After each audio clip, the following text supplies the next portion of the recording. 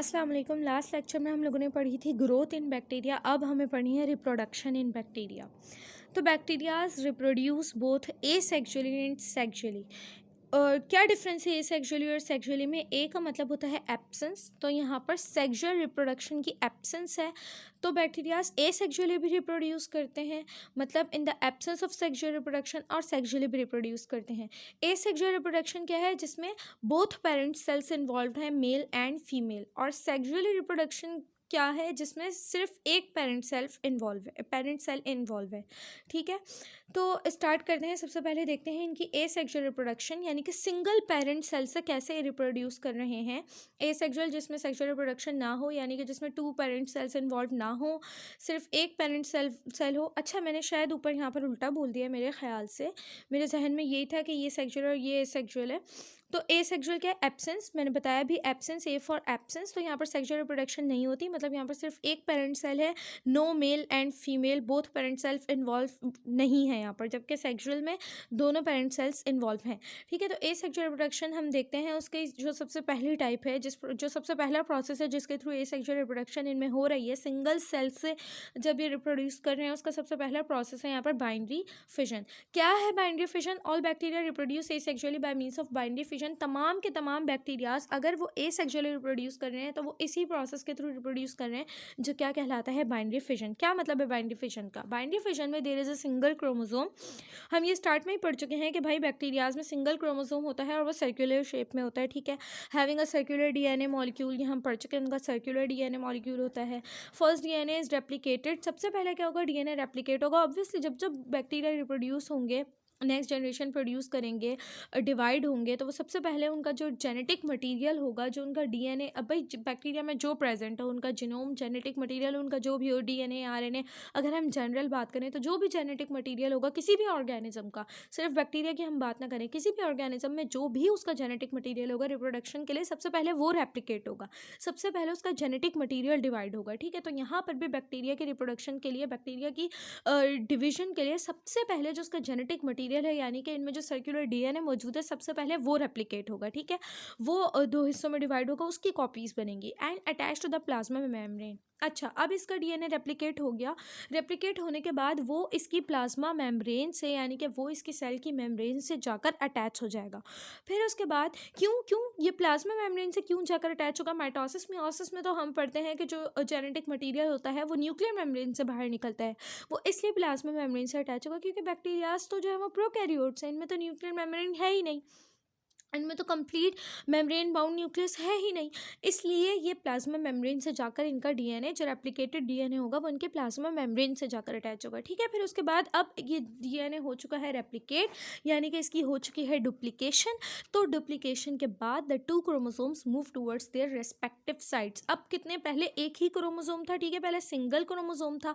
अब जब रेप्लिकेशन हो गई है तो कितने क्रोमोसोम्स हो जाएंगे? अब इसके पास हो जाएंगे 2 क्रोमोसोम्स। ठीक है, अब ये 2 क्रोमोसोम्स अपनी अपनी साइड्स पर चले जाएंगे। फिर the plasma membrane pushes inward at the centre of the cell, और जो प्लाज्मा मेम्ब्रेन होगी वो एक अगर इस तरफ है, एक अगर इस तरफ है, तो वो सेंटर से प्लाज्मा मेम्ब्रेन जो है वो इनवर्ड आती जाएगी। अभी हम डायग्राम के थ्रू इसे दोबारा से देखेंगे। अभी मैं जस्ट ये लाइन्स रीड कर रही हूँ ताकि जब हम इसे डायग्राम से देखें तो हमें मजीद क्लैरिफाई हो जाए। The cell wall grows inward, फिर सेल वॉल अंदर को ग्रो होना स्टार्ट होगी to separate both daughter cells, ताकि अब जो डॉटर सेल्स यानी कि नेक्स्ट जनरेशन सेल्स प्रोड्यूस हुए हैं वो आपस में सेपरेट हो चुके हैं, एक दूसरे से हो सकें। दस 2 डॉटर बैक्टीरियाज आर फॉर्म्ड। इस तरीके से 2 अलग अलग बैक्टीरियाज बन जाते हैं। Most bacteria takes 20 minutes. हम जैसे कि पढ़ चुके हैं कि बैक्टीरियाज के रिप्रोडक्शन के लिए अगर उसे तमाम फेवरेबल कंडीशंस प्रोवाइडेड हों तो 20 मिनट्स लगते हैं। ठीक है, अब हम इसे देखते हैं डायग्राम के थ्रू। यहाँ पर देखी जाए अगर ये डायग्राम, ठीक है, तो हर जो जितनी भी चीज़ों के अंदर फोटोसिंथेसिस हो रही होती है, जितने भी ऑर्गेनिजम्स में, उनमें हम देखते हैं प्लांट्स, बैक्टीरियाज, हमने सभी की बात करी, उनमें क्या मौजूद होता है? सेल वॉल मौजूद होता है। ठीक है, तो यहाँ पर ये बैक्टीरिया सबसे ऊपर, तो उसके पास सेल वॉल है, सेल वॉल के अंदर उसमें क्या है? प्लाज्मा मेम्ब्रेन है। ठीक है, सबसे पहला स्टेप क्या है? Cell elongates DNA and is replicated. ठीक है, सेल ने क्या किया? Cell elongates DNA is replicated, ठीक है, सेल का ये जो डीएनए है सर्कुलर डीएनए, ये क्या होगा, सबसे पहले रेप्लिकेट होगा, ठीक है। रेप्लिकेट कैसे हुआ, देखें यहाँ पर एक था, अब एक से कितने बन गए, 2 बन गए, ठीक है।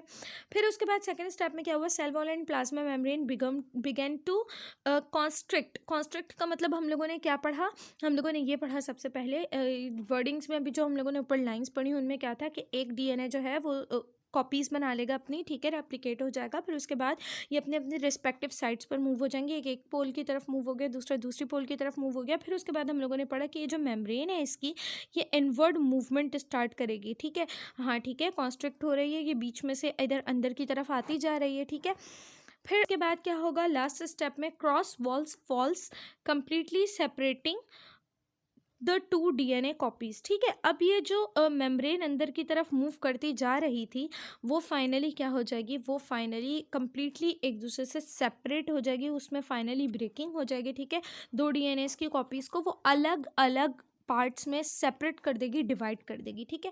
फिर देखें इस तरह का हो जाएगा कि फाइनली जो सेल्स होंगे वो सेपरेट हो जाएंगे। बस सिंपल, इतनी सिंपल सी इसकी बाइनरी फिजन यही है इसकी एसेक्सुअल रिप्रोडक्शन। अब अगर मैं थोड़ा सा इसे इसके टॉपिक से लिंक करूँ इस प्रोसेस को समझने के बाद, तो बाइनरी फिजन जितने भी एसेक्सुअली रिप्रोड्यूस करने वाले बैक्टीरिया वो बाइनरी, हालांकि एसेक्सुअल रिप्रोडक्शन की सिर्फ ये एक टाइप नहीं होती, यानी कि सिर्फ ये एक प्रोसेस नहीं होता बाइनरी फिजन, डिफरेंट प्रोसेसेस होते हैं एसेक्सुअल रिप्रोडक्शन के भी।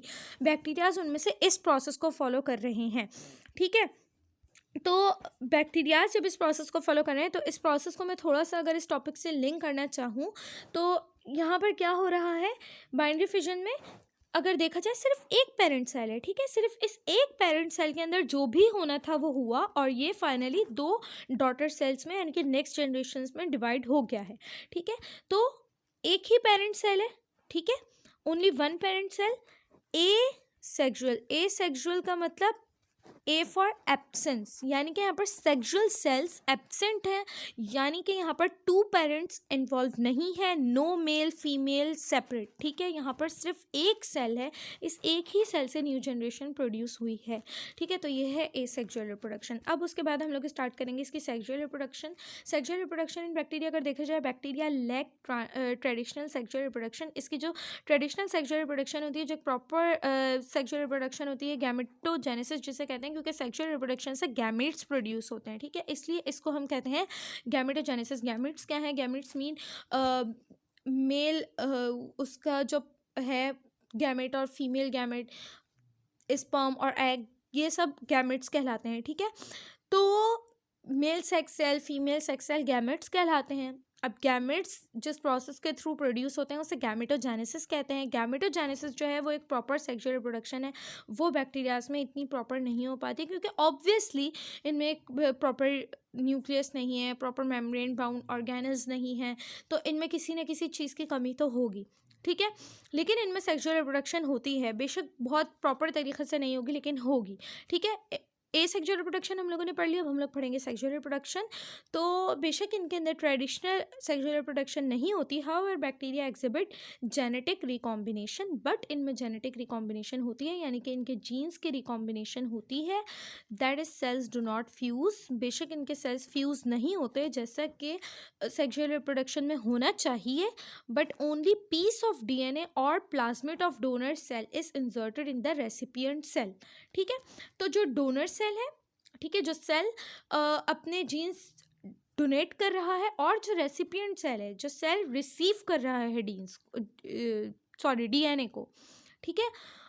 ये प्रोसेस हो रहा है कि एक डोनेट कर रहे हैं, एक रिसीव कर रहा है, वो इंसर्ट हो रहे हैं डीएनए, और इस तरीके से जो है वो 2 पेरेंट्स की इन्वॉल्वमेंट से रिप्रोडक्शन हो रही है, इसलिए इनमें सेक्सुअल रिप्रोडक्शन पॉसिबल है। हालांकि जो नॉर्मल प्रोसेस है, जो प्रॉपर प्रोसेस है सेक्सुअल रिप्रोडक्शन का, वो ये है कि 2 पेरेंट सेल्स को फ्यूज़ होना चाहिए, बट यहाँ पर 2 पेरेंट सेल्स तो फ्यूज़ नहीं हो रहे हैं, बट यहाँ पर 2 पेरेंट सेल्स इन्वॉल्व हैं, इसलिए कहा जा रहा है कि यहाँ पर सेक्सुअल रिप्रोडक्शन हो रही है, ठीक है। बेशक प्रॉपर नहीं हो रही, लेकिन जो मतलब उसमें से कुछ ना कुछ हो रहा है, दोनों किसी न किसी तरह से इन्वॉल्व हैं, इसलिए इसे under the heading of under the division of sexual reproduction रखा गया है, ठीक है।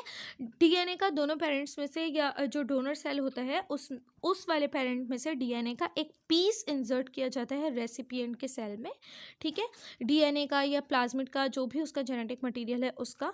तो इसलिए ये जो प्रोसेस है सेक्सुअल रिप्रोडक्शन में पढ़ाया जा रहा है या माना जाता है, जो भी कह लें, this process occurs by conjugation. तो बात समझ में आई, सेक्सुअल रिप्रोडक्शन इसमें है, कहने का मतलब सिर्फ एक ही है कि इसमें दोनों पेरेंट्स इन्वॉल्व हैं, ठीक है। बेशक वो फ्यूज़ नहीं हो रहे बट उनका जो है कॉम्बिनेशन हो रहा है, ठीक है। अब ये जो कॉम्बिनेशन है ये किस प्रोसेस के थ्रू है? इस प्रोसेस को कहते हैं कॉन्जुगेशन, ठीक है। कॉन्जुगेशन का मतलब दोनों पेरेंट सेल के जो कोई ना कोई पार्ट्स हैं, जो जेनेटिक मटेरियल है, वो आपस में कॉन्जुगेट कर रहा है, वो आपस में रिकॉम्बिनेशन कर रहे हैं, इनमें जेनेटिक रिकॉम्बिनेशन हो रही है। क्लियर?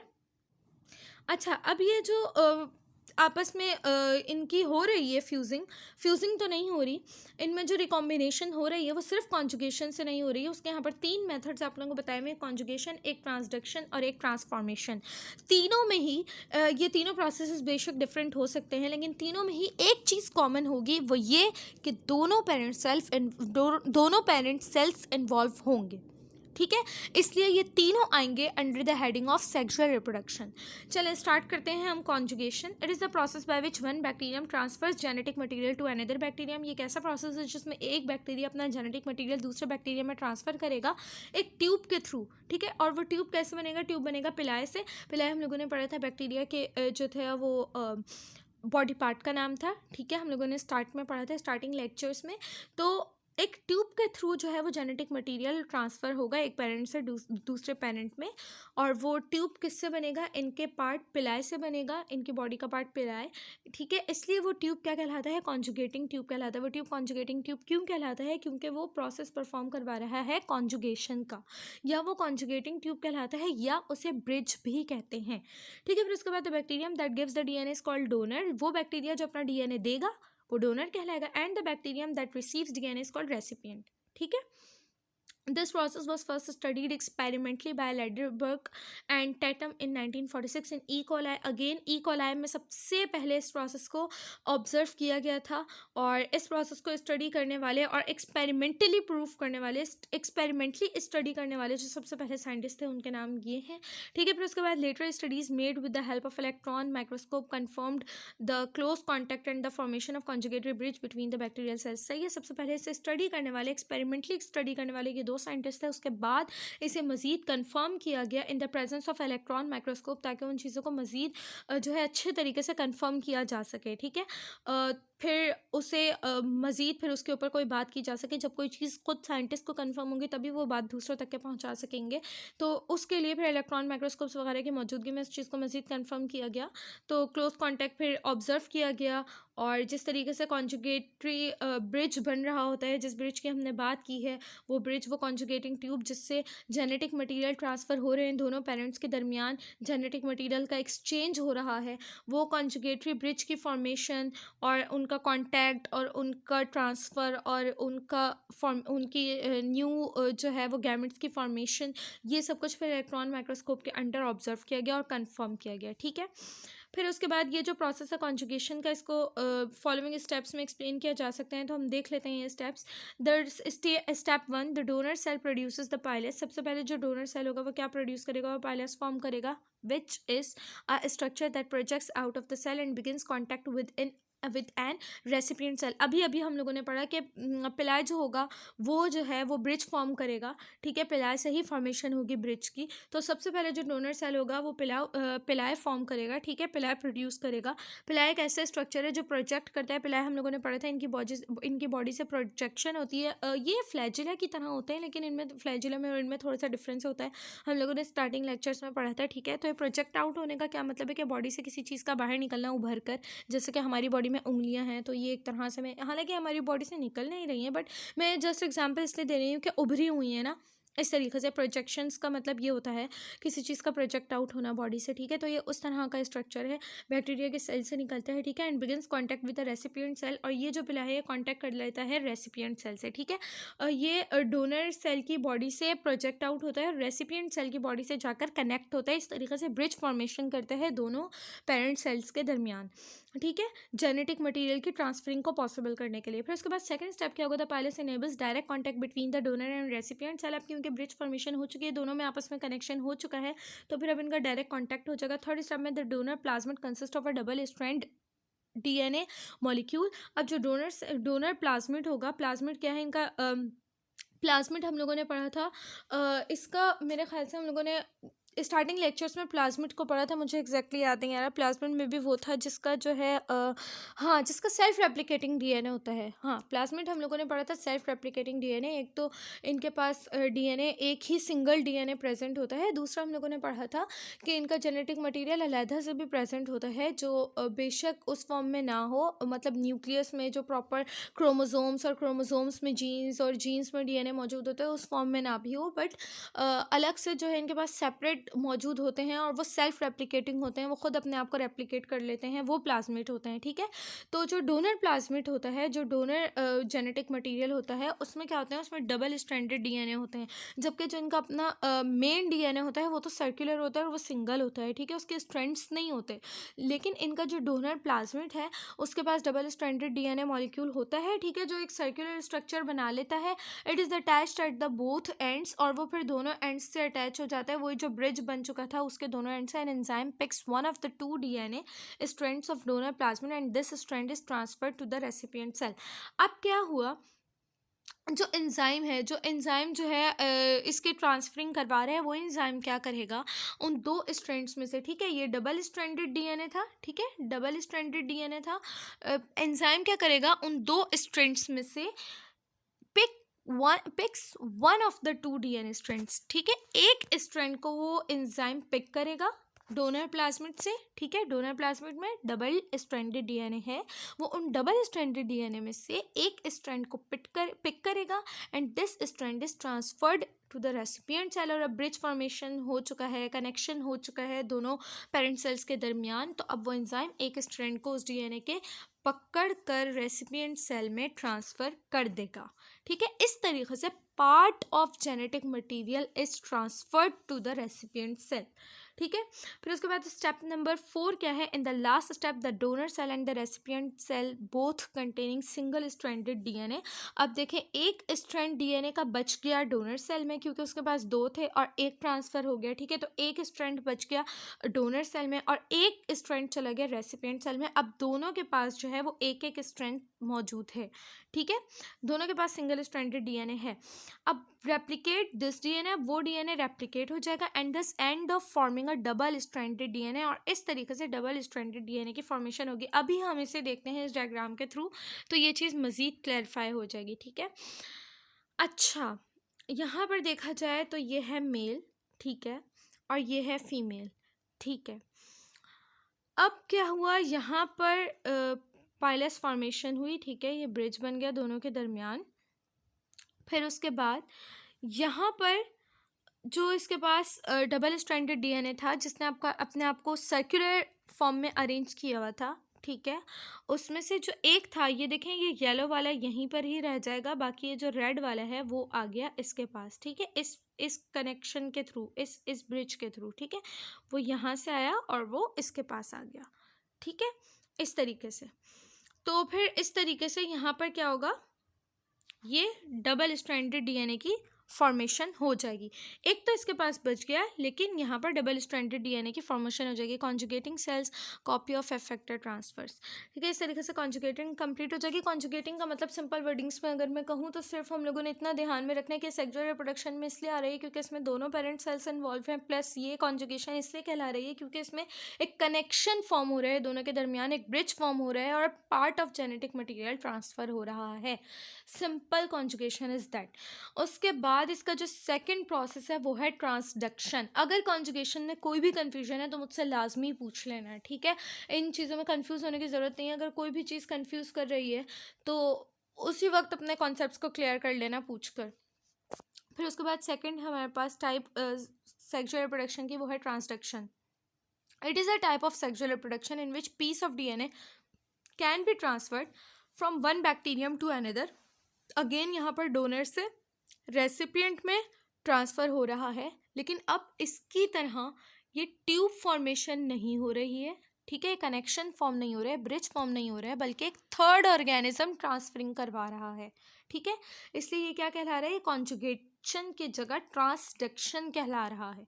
ठीक है, फिर इसके बाद the process of transduction was discovered by Norton Zinder and Joshua Lederberg in 1952। अब इन दो साइंटिस्ट ने इस प्रोसेस को सबसे पहले डिस्कवर किया while studying the genetic recombination in Salmonella.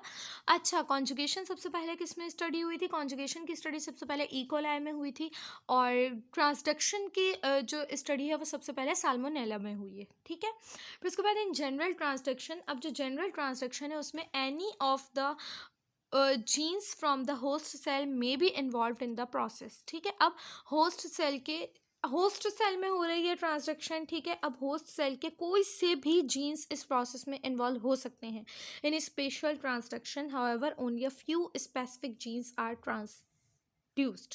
ठीक है, अच्छा तो हम देखते हैं, कुछ बातें अभी यहाँ पर कंफ्यूज कर रही होंगी, लेकिन अभी अगर हम लोग इस डायग्राम को देखेंगे तो हमें बहुत अच्छे से ये प्रोसेस जो है पूरा क्लियर हो जाएगा। ठीक है, तो हम देखते हैं यहाँ पर सबसे पहले स्टेप में क्या हो रहा है, ये है बैक्टीरियोफेज। ठीक है, और ये है होस्ट बैक्टीरियल सेल जो है डोनर सेल। ठीक है, यानी कि इनकी ट्रांसडक्शन भी एक बैक्टीरियल सेल में ही हो रही है।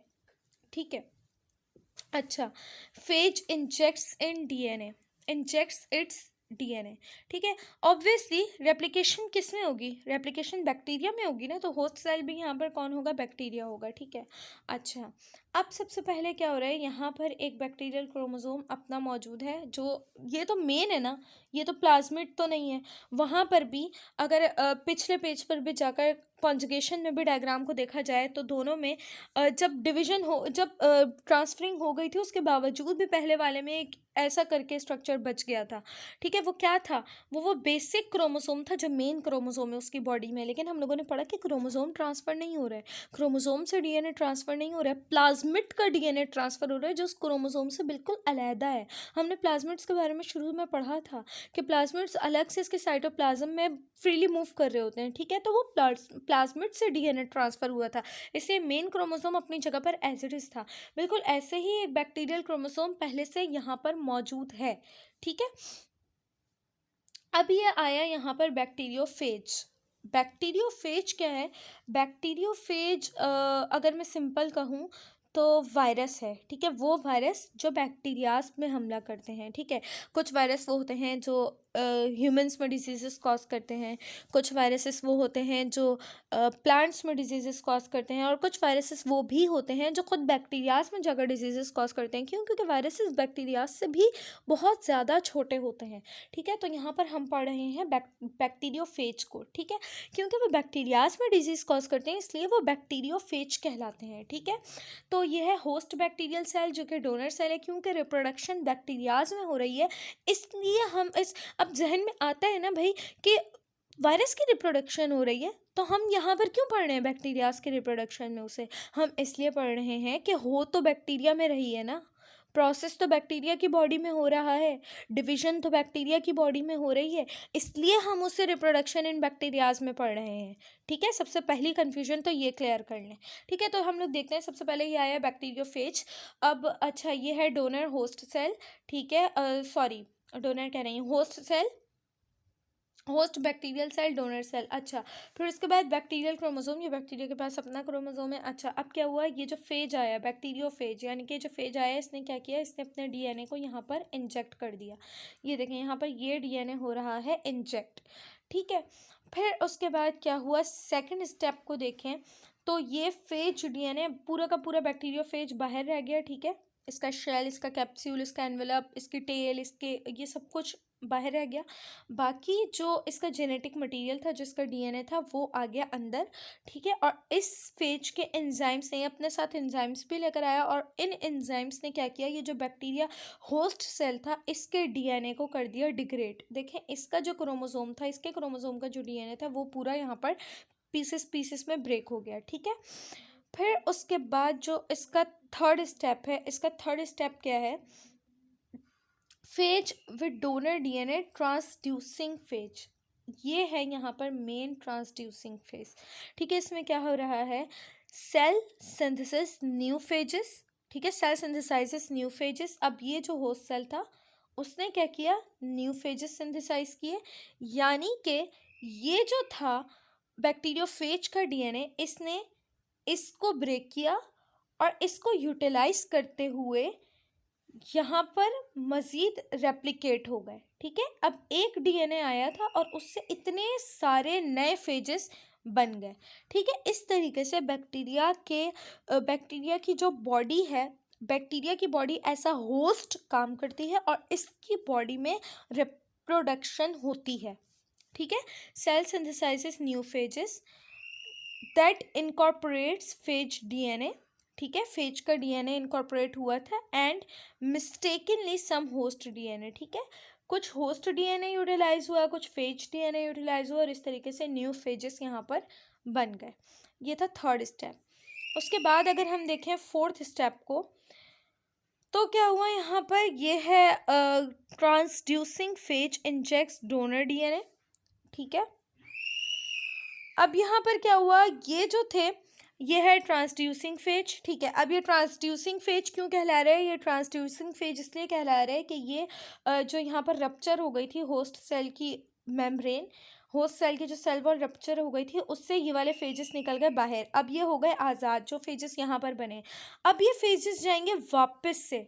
ठीक है, और अब जब ये फेजेस वापस से जाएंगे तो ये बैक्टीरियोफेज कहलाने के बजाय क्या कहलाएंगे, ट्रांसड्यूसिंग फेज कहलाएंगे। क्यों, क्योंकि ट्रांसड्यूसिंग फेज यहाँ पर बने थे। ठीक है, ये ट्रांसडक्शन के प्रोसेस के थ्रू यहाँ पर न्यू फेजेस जो बने थे वो ट्रांसड्यूसिंग फेजेस कहलाए थे। अब ये ट्रांसड्यूसिंग फेजेस जाएंगे और दोबारा से नए बैक्टीरियाज को जो रेसिपिएंट होस्ट सेल होंगे उससे यूज़ करेंगे, फिर अगेन वही प्रोसेस रिपीट होगा, ये उसमें अपने डीएनए को इंजेक्ट करेंगे। ठीक है, फिर उसके बाद दोबारा से वही सब होगा, donor DNA is incorporated into recipient's chromosomes by recombination.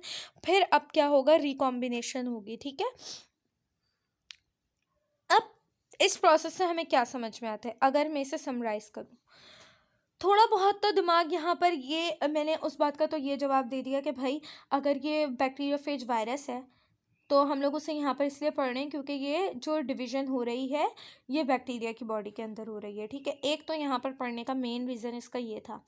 दूसरा रीज़न अगर मैं यहाँ पर बताऊँ जो बेशक लिखा हुआ नहीं है, वो रीज़न ये है कि ये देखें यहाँ पर इस स्टेज में क्या हुआ है, क्या लिखा हुआ है, साफ साफ and mistakenly some host DNA. ठीक है, इधर क्या हुआ, इनकॉर्पोरेट हुआ था फेज डीएनए, फेज का डीएनए तो इनकॉर्पोरेट हुआ था बट यूटिलाइज क्या हुआ, फेज के डीएनए के साथ साथ मिस्टेकनली कुछ ना कुछ bacterial DNA, host cell DNA भी यूटिलाइज हुआ है। यानी कि जो न्यू फेजेस बने हैं इनके डीएनए में मिस्टेकनली ही सही बट कुछ ना कुछ इस होस्ट डीएनए के फ्रेगमेंट्स मौजूद हैं। तो जब ये दोबारा से जाकर बैक्टीरियल होस्ट सेल में इंजेक्ट होंगे और दोबारा से जाकर रिप्रोड्यूस होंगे, दोबारा से जाकर डिवाइड होंगे, तो उसमें बैक्टीरिया का डीएनए भी शामिल होगा, बैक्टीरिया का डीएनए भी मज़ीद रेप्लिकेट होगा। इसलिए इधर क्या लिखा हुआ था यहाँ ऊपर, अगर मैं अगेन इधर जाऊं, जिन लास्ट लाइंस को मैंने एक्सप्लेन नहीं किया था, मैंने कहा था इस डायग्राम से हमें बहुत अच्छे से समझ में आएगा। तो देखें, in general transduction any of the genes from the host cell may be involve in the process. ठीक है, कोई से भी जीन्स इन्वॉल्व हो सकते हैं प्रोसेस में। In special transduction however only a few genes are transduced. अच्छा, ये इस पेज पर भी नहीं है, हम लोगों ने जो बात मैं कहना चाह रही हूँ पिछले पेज पर पढ़ी थी, और वो बात क्या थी कि यहाँ पर जो है वो एक इंटरमीडिएट स्टेप इन्वॉल्व होता है। यहाँ पर जो ट्रांसडक्शन और कॉन्जुगेशन के दरमियान मेन डिफरेंस लिखा हुआ था लास्ट पेज पर, और वो मेन डिफरेंस यही था कि कॉन्जुगेशन में दो बैक्टीरियाज के दरमियान डायरेक्ट कनेक्शन बन रहा है, ट्रांसडक्शन में डायरेक्ट कनेक्शन नहीं होता है। ट्रांसडक्शन में थर्ड ऑर्गेनिज्म इन्वॉल्व होता है, वो थर्ड ऑर्गेनिज्म लेकर जाकर ट्रांसफ़र करवाता है डीएनए को या ट्रांसफ़र करवाता है जीन को एक बैक्टीरिया से एक पेरेंट सेल से दूसरे पेरेंट सेल में, एक बैक्टीरिया से दूसरे बैक्टीरिया में। एक थर्ड ऑर्गेनिज्म बीच में इंटरमीडिएट बनकर, बीच में वेक्टर बनकर, बीच में कैरियर बनकर ट्रांसफ़र करवाता है। ठीक है, डायरेक्ट इनमें ब्रिज फॉर्मेशन नहीं होती, डायरेक्ट इनमें जो है कोई भी कनेक्शन नहीं होता है, ठीक है। तो यहाँ पर वो थर्ड ऑर्गेनिज्म कौन है, यहाँ पर वो थर्ड ऑर्गेनिज्म है ये बैक्टीरियोफेज।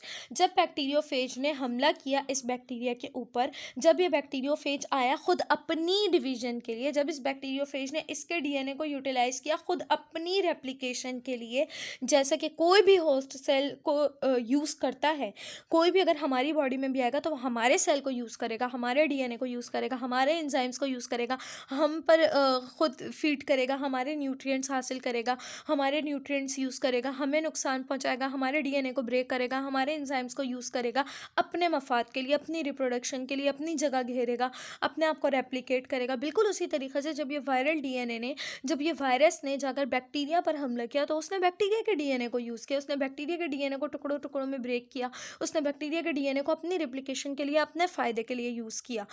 बट उससे क्या हुआ, बैक्टीरिया के लिए वो वायरस खुद एज अ वेक्टर बन गया, एज अ कैरियर बन गया। उसने मिस्टेकनली जो उस वायरस के, उस बैक्टीरियोफेज की न्यू जनरेशन प्रोड्यूस हुई, उसमें मिस्टेकनली ही सही बट बैक्टीरिया का डीएनए भी मौजूद है।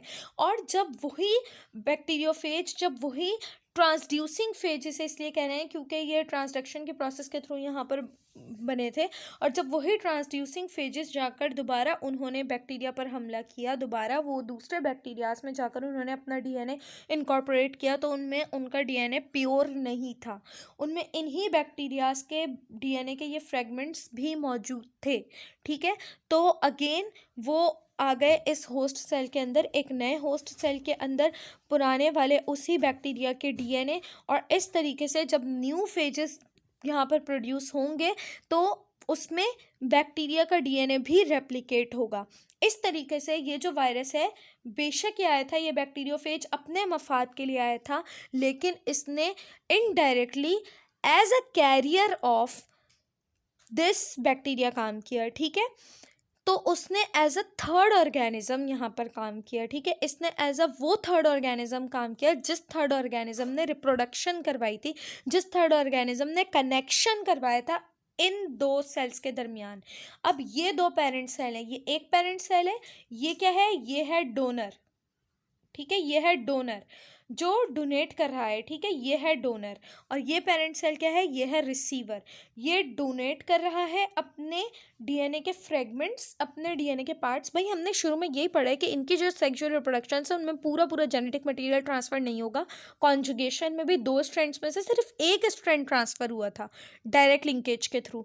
यहाँ पर भी इनके पार्ट्स में से कुछ ना कुछ पार्ट्स ट्रांसफर हो रहे हैं, बेशक वो दूसरों के साथ बैक्टीरियोफेज के डीएनए के पार्ट्स के साथ मिलकर ट्रांसफर हो रहे हैं, लेकिन थोड़े बहुत पार्ट्स ट्रांसफर हो रहे हैं, ठीक है, फ्रेगमेंट्स ट्रांसफर हो रहे हैं इनके जेनेटिक मटेरियल के, ठीक है। तो ये है डोनर जो ट्रांसफर कर रहा है, और ये है रिसीवर, ठीक है। ये एक पेरेंट सेल है, ये दूसरा पेरेंट सेल है। इन दोनों के दरमियान कनेक्शन कौन करवा रहा है, इन दोनों के दरमियान कनेक्शन एक थर्ड ऑर्गेनिज्म करवा रहा है, बैक्टीरियोफेज। इस तरीके से जो है ये साइकिल चलती रहती है, ठीक है। तो ये पूरा प्रोसेस है, इस तरीके से रिकॉम्बिनेशन हो रही है एक पेरेंट सेल से दूसरे पेरेंट सेल के दरमियान। आई होप सो कि ये प्रोसेस अब यहाँ पर क्लैरिफाई हो गया। अगर अभी भी नहीं हुआ है तो मुझे बताना, मैं मज़ीद इसे क्लैरिफाई कर दूँगी, ठीक है। लेकिन कोई भी कन्फ्यूजन रखकर आगे ना बढ़ना। फिर उसके बाद स्टार्ट करते हैं इसका नेक्स्ट लास्ट जो है प्रोसेस सेक्सुअल रिप्रोडक्शन का, वो है ट्रांसफॉर्मेशन। बस ये लेक्चर बहुत ज़्यादा लंबा हो गया, अब जल्दी से इस ट्रांसफॉर्मेशन को हम एंड करेंगे। It is absorption of DNA from a solution into a bacterium cell. DNA का किसी सॉल्यूशन से, अब यहाँ पर डायरेक्ट कनेक्शन नहीं हो रहा है, यहाँ पर कोई थर्ड ऑर्गेनिज्म, कोई कैरियर भी इन्वॉल्व नहीं है, बल्कि क्या हो रहा है, एक सॉल्यूशन है, सॉल्यूशन में एक पेरेंट सेल का डीएनए है, उससे उस दूसरे पेरेंट सेल ने क्या किया है, एक सॉल्यूशन से एब्जॉर्ब किया है पहले पेरेंट सेल के डीएनए को, ठीक है। These cells are called transformed cells। ऐसे सेल्स क्या कहलाते हैं, ट्रांसफॉर्म्ड सेल। भाई जब डायरेक्ट लिंकेज हुई तो वो थी क्या, कॉन्जुगेशन। जब एक वेक्टर, एक कैरियर इन्वॉल्व हुआ तो वो थी ट्रांसडक्शन। अब जब एब्जॉर्प्शन हो रही है सॉल्यूशन से डीएनए की तो वो है ट्रांसफॉर्मेशन, और वो सेल्स क्या कहलाएंगे, transformed cells. The fragments of DNA are released after the death of a donor bacterium. जब डोनर बैक्टीरियम की डेथ हो गई, ठीक है, तो उसके डीएनए के फ्रेगमेंट्स हुए और वो रिलीज हुए उसकी बॉडी से सराउंडिंग एनवायरनमेंट में, ठीक है। जब भाई कोई भी ऑर्गेनिज्म डिके होता है किसी भी ऑर्गेनिज्म का तो वो डिकम्पोज होता है। हम ह्यूमंस भी डिकम्पोज होते हैं, प्लांट्स डिकम्पोज होते हैं, एनिमल्स डिकम्पोज होते हैं, सो बैक्टीरियाज भी डिकम्पोज होते हैं आफ्टर देयर डेथ। तो उसके जो फ्रेगमेंट्स होंगे डीएनए के वो सराउंडिंग में चले जाएंगे, ठीक है। फिर उसके बाद now if one of the released DNA fragment contacts a species of bacterium that is capable of transformation. अब अगर वो जो डीएनए के फ्रेगमेंट्स रिलीज हुए हैं उनमें से कोई एक फ्रेगमेंट भी जाकर दूसरे बैक्टीरियम की स्पीशीज से कॉन्टैक्ट में आ जाता है जो कैपेबल हो ट्रांसफॉर्मेशन के, जो लिविंग हो, जिसको सारी फेवरेबल कंडीशंस प्रोवाइडेड हो, तो the DNA fragment may be bound to recipient and is taken inside, ठीक है। तो वो फिर रेसिपिएंट से बाउंड हो सकता है। रेसिपिएंट कौन है? जो रिसीव कर रहा है, ठीक है। डोनर कौन है? जो मर चुका है, जिसके फ्रेगमेंट सराउंडिंग में जा चुके हैं। अब सराउंडिंग से अगर वो रेसिपिएंट को मिल गया एक फेवरेबल कंडीशंस में तो वो रेसिपिएंट की बॉडी में चला जाएगा, ठीक है। इसे सबसे पहले जो है इस तरीके से यहाँ पर ट्रांसफरिंग हो रही है। कोई ट्रांसफरिंग डायरेक्ट कनेक्शन से हो रही है, कोई ट्रांसफरिंग कैरियर से हो रही है, और कोई ट्रांसफरिंग इस तरीके से हो रही है एनवायरनमेंट के थ्रू, ठीक है, एक मीडियम के थ्रू। तो यहाँ पर जो है इसको इन्वेंट करने वाले, इसको स्टडी करने वाले जो पहले साइंटिस्ट थे वो ये थे। इन्होंने इस एयर में से किया proof the process of transformation while experimenting on. अब ये किन बैक्टीरियाज पर हुआ है एक्सपेरिमेंट? नम्यूनोकोकस, ठीक है, द बैक्टीरिया विच कॉजेस नमूनिया, ठीक है। फिर उसके बाद receptivity for transmission is present for a brief period. अब जो रिसेप्टिविटी होती है इस ट्रांसफॉर्मेशन की, यानी कि जितने टाइम पीरियड में वो रिसीव कर सकता है, जो उसकी रिसेप्टिविटी होगी कि वो कितनी हद तक के रिसीव कर सकता है, कौन सा सेल? रेसिपिएंट सेल, ठीक है। रेसिपिएंट सेल कितना रिसीव कर सकता है वो उसकी रिसेप्टिविटी कहलाएगी, ठीक है। वो प्रेजेंट होगी for a brief period when the cell have reached the end period of active growth, ठीक है। जब सेल के एक्टिव ग्रोथ का एंड पीरियड चल रहा होगा, यानी कि जब एक सेल की डेथ हो चुकी होगी, ठीक है। At this time that develop specific receptor site in the wall. जब एक सेल की डेथ हो चुकी होगी और दूसरे सेल का एक्टिव ग्रोथ जो है वो तकरीबन एंड पर होगा, तो उस स्टेज पर क्या होता है, जब दूसरे सेल का रेसिपिएंट सेल का ग्रोथ पीरियड जो है वो एंड पीरियड, ग्रोथ फेज जो होता है वो एंड पर होता है, तो उस वक्त क्या होता है? They develop specific receptor sites. तो फिर उनकी स्पेसिफिक रिसेप्टर साइट्स डेवलप हो जाती हैं उनकी वॉल पर। क्यों? क्योंकि उनका ग्रोथ पीरियड तो एंड की तरफ जा रहा है, ठीक है। फिर वो अपनी मॉडिफिकेशन के लिए क्या करते हैं, अपने आप को फिर भी कोई चांस देने के लिए, अपने आप को बचा के रखने के लिए क्या करते हैं, स्पेसिफिक रिसेप्टर साइट्स डेवलप कर लेते हैं अपनी सेल वॉल पर, ठीक है। इस तरीके से उन रिसेप्टर साइट्स पर जाकर वो जो डिकेड, वो जो डेड बैक्टीरिया का जो डीएनए फ्रेगमेंट्स होते हैं, या जो डीएनए फ्रेगमेंट होता है वो आकर उसके रिसेप्टर साइट पर बाइंड होता है। हम पढ़ते हैं कि कोई हार्मोन्स होंगे तो उसे भी बाइंड होने के लिए रिसेप्टर की ज़रूरत होती है, कोई एंजाइम्स होते हैं उन्हें भी बाइंड होने के लिए रिसेप्टर की ज़रूरत होती है। बिल्कुल इसी तरीके से एक फ्रेगमेंट बाहर से आ रहा है, अब कोई कनेक्शन ही नहीं है, तो उसे भी बाइंड होने के लिए, उसे भी बॉडी के अंदर एंटर होने के लिए किसी न किसी रिसेप्टर की ज़रूरत होगी। तो ये रिसेप्टर्स कब डेवलप होते हैं? रिसेप्टर्स तब डेवलप होते हैं जब रेसिपिएंट सेल की ग्रोथ का एंड चल रहा होता है, तब वो अपने बचाव के लिए, अपने आप को कुछ ना कुछ हद तक के महफूज रखने के लिए, अपने आप को चांस देने के लिए क्या करते हैं, रिसेप्टर्स डेवलप कर लेते हैं अपनी सेल वॉल पर। तो उन रिसेप्टर्स से आकर वो डीएनए फ्रेगमेंट बाइंड होगा, ठीक है। और इसकी जो एग्जांपल है वो भी इकोलाई में भी ये process, E coli does not pick up foreign DNA but it can do so in the presence of calcium chloride, ठीक है। इकोलाई में ये प्रोसेस होता है, बट इकोलाई जो है वो ऐसे ही आराम से ही कोई बाहर वाले डीएनए को एक्सेप्ट नहीं कर लेता है, बट अगर कैल्शियम क्लोराइड आसपास मौजूद हो तो फिर इकोलाई में ये चीज़ पॉसिबल होती है, ठीक है। अब हम इसी प्रोसेस को बस देख लेते हैं इस डायग्राम के थ्रू, फिर यहाँ पर रिप्रोडक्शन एंड हो जाएगा और ये लेक्चर भी इंशाल्लाह हम एंड कर लेंगे, ठीक है। तो ट्रांसफॉर्मेशन विद डीएनए फ्रेगमेंट्स। अब यहाँ पर क्या हो रहा है, ये है डीएनए फ्रेगमेंट्स जो डेड डोनर सेल से आए हैं, ठीक है। फिर ये बैक्टीरियल क्रोमोसोम है, ये बैक्टीरियल क्रोमोसोम है जो नॉर्मल रिसीवर रेसिपिएंट बैक्टीरिया का नॉर्मल क्रोमोसोम है, ठीक है। फिर क्या हुआ, के अंदर क्या हुआ, अपडेट हुआ इसके डीएनए का, integration by non reciprocal combination और डिग्रेडेशन। अच्छा, फिर यहाँ पर क्या बात कर रहे हैं, यहाँ पर कह रहे हैं कि stable transformation, unsuccessful transformation with a plasmid. अच्छा, कुछ ट्रांसफॉर्मेशन जो वो डीएनए फ्रेगमेंट्स के थ्रू बताई हुई है और कुछ ट्रांसफॉर्मेशन जो है वो प्लाज्मिड के थ्रू बताई हुई है, ओके। तो हम यहाँ पर देख लेते हैं। अच्छा, क्या हुआ यहाँ पर, रेसिपिएंट के थ्रू, रिसेप्टर साइट्स के थ्रू फ्रेगमेंट आया, ठीक है। डीएनए फ्रेगमेंट अब इसके बॉडी के अंदर आ गया, integration by non reciprocal recombination और डिग्रेडेशन। अब फिर वो फ्रेगमेंट मज़ीद डिग्रेड हो गया, ठीक है, ये अनसक्सेसफुल ट्रांसफॉर्मेशन थी। अब ट्रांसफॉर्मेशन भी स्टेबल ट्रांसफॉर्मेशन, ठीक है। अच्छा, अब देखें क्या होता है अगर मैं ह्यूमंस की एग्जांपल दूं, ठीक है। ब्लड डोनेशन होती है, ब्लड ट्रांसफ़र होता है, क्या किया जाता है, सबसे पहले ब्लड ग्रुप्स चेक किए जाते हैं। अगर ब्लड ग्रुप्स मैच नहीं होते, इन केस अगर किसी को ब्लड ग्रुप मैच किए बगैर ब्लड चढ़ा दिया जाए और उसका ब्लड ग्रुप डिफरेंट निकले, तो क्या होता है, ऑन द स्पॉट डेथ हो जाती है। क्यों? क्योंकि ब्लड ग्रुप मैच नहीं हुआ, ठीक है। जो दूसरे थे उन्होंने आकर क्या कर दी, क्लॉटिंग कर दी। जो दूसरा ब्लड ग्रुप था उसने आकर क्या कर दी, क्लॉटिंग कर दी। वो जो है क्लॉट्स बन गए, जो है वो जो ब्लड था वो क्लॉट उसने बना लिया, मतलब वो ब्रेक हो गया, फ्रेगमेंट्स बन गए, वो लिक्विड नहीं रहा, ठीक है। सॉलिड पार्ट्स में वो कन्वर्ट हो गया, सॉलिड पार्टिकल्स में वो कन्वर्ट हो गया, ठीक है। उसने प्रेसिपिटेट्स बना लिए। तो क्या होगा, जब कोई चीज़ मैच नहीं करेगी, जब कोई चीज़ सक्सेसफुल नहीं होगी, तो वो ऑब्वियसली ब्रेक डाउन हो जाएगी, ठीक है।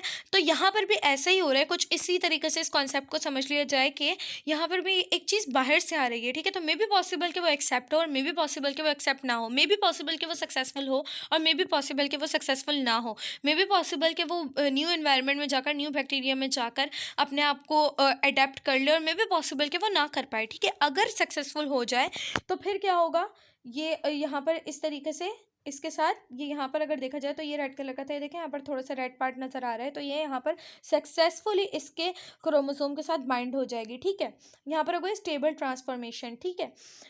ये जो नया फ्रेगमेंट बाहर से आया था, ठीक है, बट अगर अनसक्सेसफुल ट्रांसफॉर्मेशन हुई तो वही आकर यहाँ पर ब्रेक हो जाएगा और एक्सक्रीट आउट हो जाएगा, ठीक है।